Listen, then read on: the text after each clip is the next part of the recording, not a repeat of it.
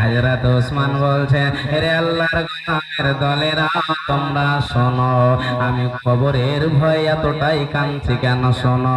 কেন তোমরা প্রশ্ন করেছো জাহান্নামের কথা শুনে অতটাই চোখ দিয়ে পানি বের হয় না, কিয়ামতের কথা শুনে অতটাই পানি বের হয় না, যতটাই কবরের কথা শুনে চোখের পানি ফেলে কাঁদছো।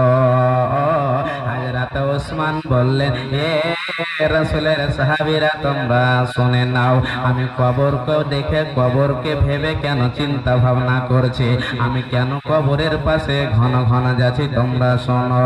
কবর হলো